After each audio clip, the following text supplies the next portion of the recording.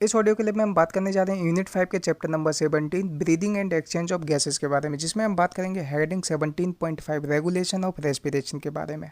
Regulation of respiration body tissue की आवश्यकता के अनुसार मनुष्य के अंदर रेस्पिरेटरी रिदम को मेंटेन रखने के लिए एंड मॉडरेट करने की अद्भुत क्षमता होती है।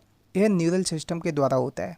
ब्रेन के मेडुला रीजन में रेस्पिरेटरी रिदम सेंटर होता है। रेस्पिरेशन के रेगुलेशन में प्राइमरी रोल इसी का होता है। एक दूसरा सेंटर जो ब्रेन के पॉन्स रीजन में होता है उसे नीमोटैक्सिक सेंटर कहते हैं। Pneumotaxic centre respiratory rhythm centre को मॉडरेट करता है। नीमोटॉक्सिक सेंटर से जो सिग्नल आते हैं वह इंस्पिरेशन के ड्यूरेशन को कम करके रेस्पिरेटरी रेट को चेंज कर देते हैं।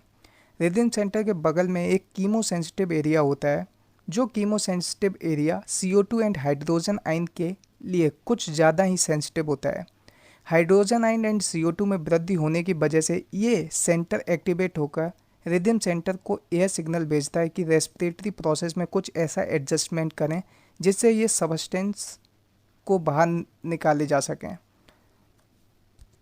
Aortic arch and carotid artery से जुड़े हुए रिसेप्टर भी CO2 and H positive hydrogen ion concentration में बदलाव को पहचान लेते हैं और वह भी रिदम सेंटर को सिग्नल भेजते हैं जिससे कि वह इसके उपचार के लिए एक्शन ले।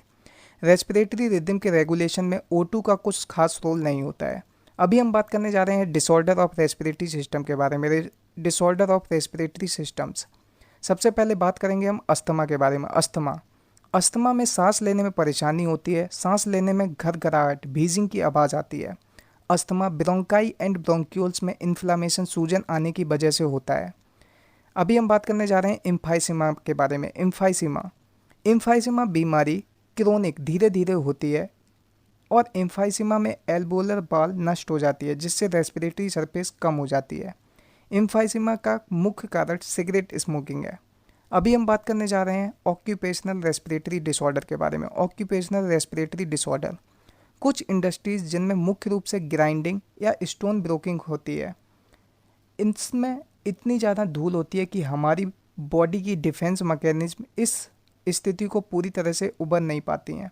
इन जगहों पर काफ़ी लंबे समय तक काम करने से रहने से इन्फ्लामेशन और फाइब्रस टिश्यू में तीव्र वृद्धि हो जाती है। इस वजह से लंग्स का गंभीर नुकसान हो जाता है।